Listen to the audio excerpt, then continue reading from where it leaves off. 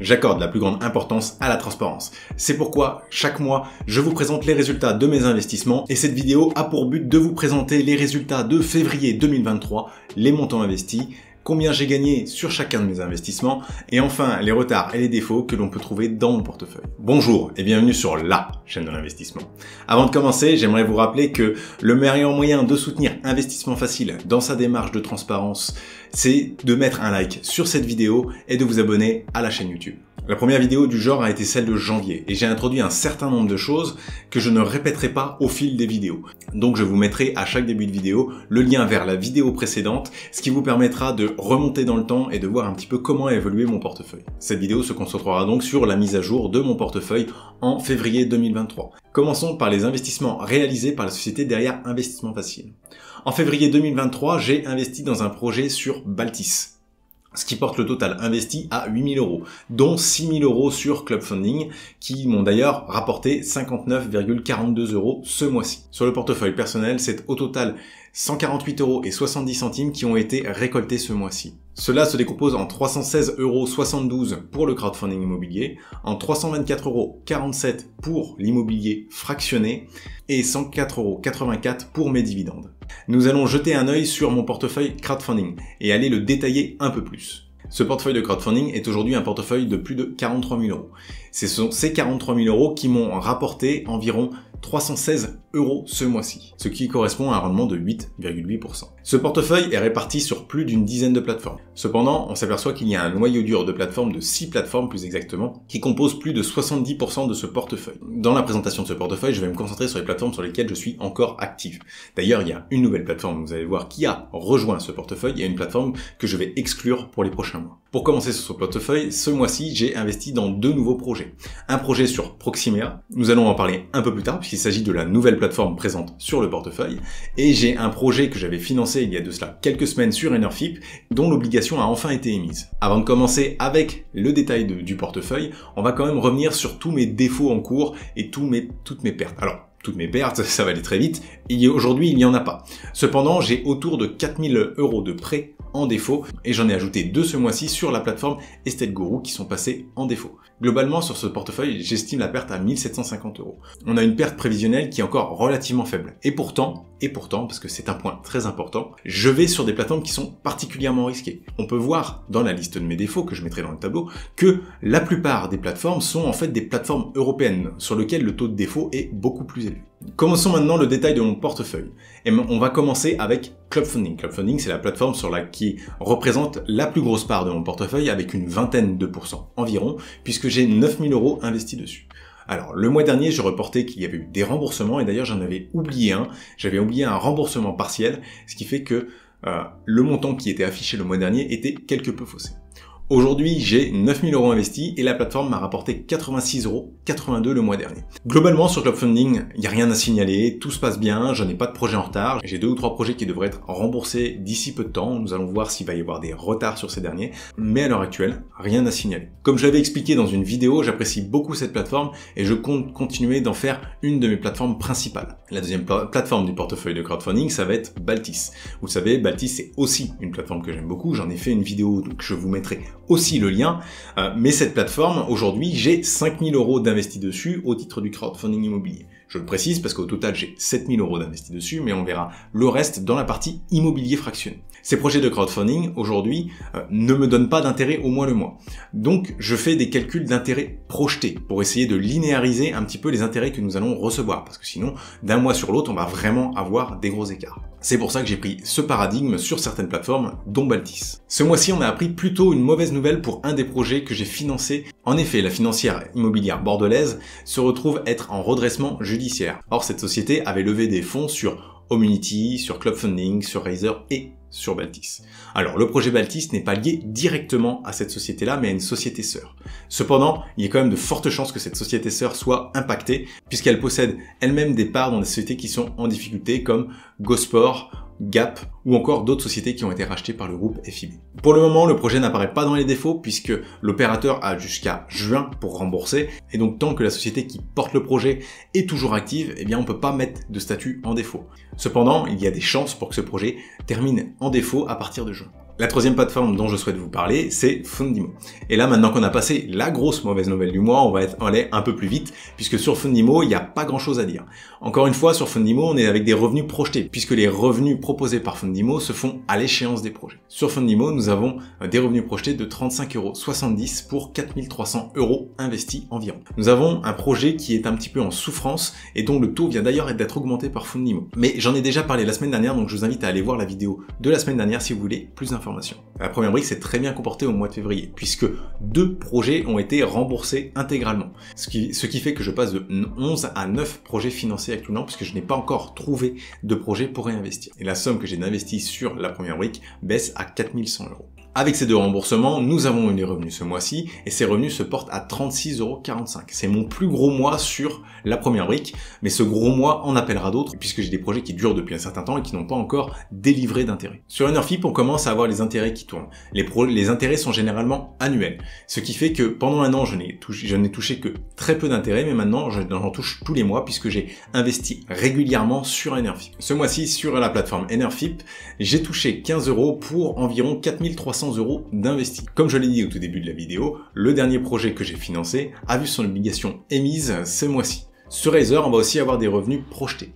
Et ce mois-ci, ça va être 28,33 € pour 3000 € investis sur la plateforme. D'ailleurs, Razer est une autre plateforme où j'ai eu une petite mauvaise nouvelle. On a le projet Le Boulou sur lequel l'entrepreneur ne semble pas prendre au sérieux les exigences de remboursement qui devaient avoir lieu au mois de février. Ce qui fait qu'au jour 1 du retard, les plateformes concernées par ce projet, Immocracy et Razer, se sont retrouvées à activer les différentes garanties, dont une fiducie sûreté, ce qui est une garantie très forte qui va nous permettre de récupérer la propriété de la société qui porte le projet, et donc également du terrain qui est concerné par ce projet-là. Pour le moment, nous n'avons pas plus d'éléments, nous ne savons pas quand est-ce que la fiducie a été activée exactement, et on ne sait pas ce que vont faire les plateformes Razer et Immocracy du terrain une fois qu'elles l'auront obtenu. Elles vont probablement le vendre au détail pour en tirer le maximum d'argent et pouvoir rembourser le maximum d'argent possible aux investisseurs. Je suis relativement serein sur ce projet puisqu'on avait des garanties relativement bonnes. Nous avons passé en revue les 6 plateformes majeures de mon portefeuille. Je tiens à vous rappeler que pour me soutenir dans cette démarche de transparence, vous pouvez liker la vidéo ou vous abonner sur la chaîne d'Investissement Facile. Nous rentrons donc dans la partie de mon portefeuille dans laquelle les plateformes ont finalement une taille assez peu significative dans ce dernier. Commençons donc par Landosphère qui est la seconde plateforme de mon portefeuille en énergie renouvelable. Et ce mois-ci, j'ai touché 6,90 € d'intérêt sur 1200 € d'investis. Il faut savoir que sur Landosphère, les intérêts sont semestriels. J'ai 3 projets sur Landosphère, donc il y aura des mois avec intérêt et d'autres sans intérêt, ce qui est tout à fait normal. À part ce remboursement d'intérêt, il n'y a rien à dire sur Landosphère ce mois-ci. Les projets continuent et il n'y a pas eu d'alerte particulière. Nous avons maintenant la plateforme Monego. Sur Monego, ce sont des intérêts qui sont aussi in fine. C'est un revenu projeté de 8,33 € pour 1000 € investis. Pas grand chose à dire sur ce projet. J'avais investi au travers du PEA-PME, c'est un projet à long terme, donc pour le moment j'ai pas de nouvelles, c'est normal, on reviendra dans plusieurs mois pour voir s'il y a des nouveautés. Sur Monego, il est possible que je fasse croître un petit peu mon portefeuille, puisqu'il y a des opportunités qui me permettent d'investir au travers du PEA-PME, qui est une enveloppe que je veux faire grossir pour optimiser mes rendements. Une autre plateforme sur laquelle j'ai investi récemment 1000 €, c'est Limo. Limo me rapporte en termes de revenus projetés 9,13 €. Pareil que pour Monego, pas grand chose à dire sur ce projet, il vient d'être financé. Nous allons voir ce que ça va donner dans les prochains 12 mois. Nous n'allons pas avoir peu de nouvelles avant. Donc, pour le moment, rien à dire. Nous arrivons enfin à la plateforme Proximea. Donc Proximea, on va d'abord donner les chiffres. Je viens d'y investir 1000 € et j'ai calculé 27 centimes de revenus projetés sur le mois de février parce que l'obligation a été émise le dernier jour de février. Donc nous avons reçu qu'un seul jour d'intérêt théoriquement. Pourquoi je me suis intéressé à Proximea? Parce que Proximea a été créé il y a déjà quelques années par la Banque Populaire Grand Ouest, mais qu'ils ont été rachetés par Baltis à l'été 2022. Proximea va bénéficier de l'expertise de Baltis et va bénéficier de la qualité d'analyse des projets de Baltis que l'on va retrouver sur cette nouvelle plateforme. C'est pourquoi j'ai décidé d'investir dessus pour pouvoir un petit peu la suivre de près, mais aussi parce que c'est une plateforme qui propose du PEA-PME. Passons maintenant à Wisharebonds, qui est une plateforme sur laquelle j'ai 5 projets, sur lesquels j'avais mis des petites sommes. Donc aujourd'hui, il y a autour de 950 € investis. Sur ces 950 € investis, j'ai réussi à obtenir ce mois-ci 17,26 € d'intérêt. Alors ce sont simplement des intérêts annuels qui viennent de tomber, c'est pour ça que le niveau d'intérêt est assez intéressant et assez impressionnant. Sur Wisharebonds, pas de problème, les projets payent en temps et en heure, il y a des petits décalages de quelques jours, mais rien de dramatique. Et surtout, même si je sors de la plateforme, finalement j'en sors plutôt satisfait. Nous allons maintenant attaquer un petit peu les 3 vilains canards de mon portefeuille, en tout cas les 3 vilains canards que je présente encore, on va avoir CrowdEstate. Donc CrowdEstate, c'est une plateforme de crowdfunding immobilier européen. Et là, comme toutes les plateformes européennes, les taux de défaut sont très élevés. Donc faites très attention si vous vous intéressez à ces plateformes-là. Sur CrowdEstate, j'ai eu le remboursement total d'un premier projet, alors que la plupart des projets sont en retard ou en défaut. Mais c'est déjà une bonne nouvelle, j'ai récupéré 200 € plus 3,84 € d'intérêt ce mois-ci. Il me reste 1000 € investis, donc 5 projets à 200 €, et je vais attendre les remboursements et simplement quitter la plateforme. La deuxième plateforme en souffrance dans mon portefeuille que je présente encore, c'est Estate Guru. Et ça va être la dernière fois que je la présente. Aujourd'hui sur Estate Guru, j'ai encore 834 € d'investis sur la plateforme. Et j'ai touché ce mois-ci seulement 99 centimes, alors que j'ai des revenus réguliers sur la plateforme, mais les revenus réguliers plongent puisque, grosso modo, au total, j'ai financé une cinquantaine de projets et que parmi les 9 projets restants, 8 sont en défaut. D'ailleurs, 2 des projets qui n'étaient pas encore en défaut le mois dernier viennent de tomber en défaut. C'est ce pourquoi ce sera le dernier mois de présentation parce qu'il n'y a plus d'intérêt à présenter alors que je n'ai qu'un seul projet qui tourne. Donc, vous aurez des nouvelles au travers de la catégorie défaut et pertes pour savoir si j'ai des pertes sur les projets qui sont en défaut ou si les projets me sont remboursés avec les intérêts ou sans les intérêts. Et donc la dernière plateforme que je vais vous présenter qui est en souffrance, c'est MyOptions. MyOptions, j'ai aujourd'hui 3 prêts sur 5 qui ne remboursent pas. Ce mois-ci, MyOptions m'a fait profiter de 2,91 € d'intérêt. Et pour plus de 800 € d'investis. Il faut savoir que je devrais être à peu près au double si tous les projets remboursaient. C'était la dernière plateforme à vous présenter de mon portefeuille de crowdfunding. On va maintenant passer sur mon portefeuille d'immobilier fractionné et sur mon portefeuille boursier. Donc l'immobilier fractionné représente 17 900 € dans mon portefeuille, avec un gain de 124,47 € ce mois-ci, ce qui représente une rentabilité de 8,3%. Realty, aujourd'hui, c'est un portefeuille de plus de 16 000 $. Et j'ai investi plus de 1250 $ ce mois-ci, puisque Realty nous a proposé des nouvelles opportunités. Alors, Realty, d'habitude, propose des immeubles, des maisons individuelles, etc. Et là, nouveauté, ils nous ont proposé des groupements de propriétés. Pourquoi avoir fait ça ? Puisque ces propriétés bénéficient toutes du même avantage fiscal et font partie du même package. En plus de ça, elles sont situées toutes dans la même rue, ce qui permet finalement d'avoir une diversification, un petit peu comme si nous avions un immeuble. Ce mois-ci, j'ai acheté 27 parts, 27 tokens de Realty répartis sur 2 des groupements, donc des holdings qu'ont proposé Realty. Dans l'immobilier fractionné, la deuxième plateforme sur laquelle j'ai investi, c'est Baltis. Je vous en parlais tout à l'heure, j'ai 2000 € d'investis sur l'immobilier fractionné Baltis. Plus exactement sur les murs d'un commerce à Strasbourg, proche de l'université. Sur ce bien-là, je ne perçois pas directement de loyer, puisqu'il y a un crédit bancaire et que nous devons rembourser les échéances. Cependant, je prends des revenus projetés à peu près équivalents au loyer que nous percevons.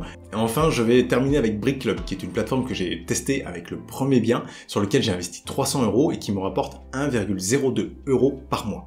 Et pour terminer, voyons mon portefeuille boursier, au moins la partie qui me verse des dividendes.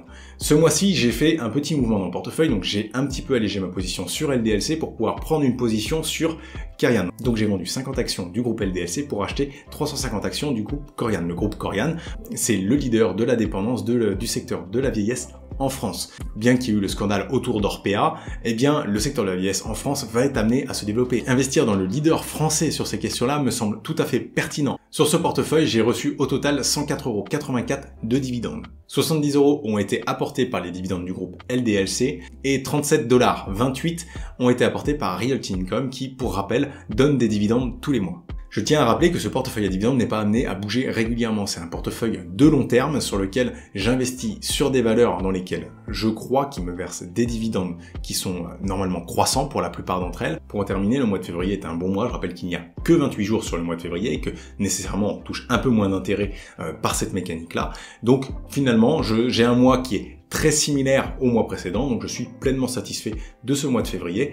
On a quand même quelques alertes, on l'a vu sur le crowdfunding immobilier qu'il va falloir que je surveille de près. On sait que dans la situation actuelle, le crowdfunding immobilier peut être amené à souffrir et qu'il faut analyser de manière plus fine les projets, aller plus loin dans l'analyse pour être sûr que les projets peuvent valoir le coup. Parce que le marché de l'immobilier va être sous tension dans les prochains mois à cause de la hausse des taux notamment, mais également aussi à cause de l'augmentation des prix des matières premières. Pour rappel, ce n'est que la seconde vidéo sous ce format. Donc je suis à l'écoute pour y apporter des petites améliorations et le rendre plus interactif, plus ludique et plus intéressant pour vous, investisseurs. Donc n'hésitez pas à me mettre un commentaire, j'y répondrai avec plaisir. Et en attendant, mettez un like sur cette vidéo, prenez le temps de vous abonner à la chaîne YouTube pour me soutenir et je vous dis à très vite dans une nouvelle vidéo.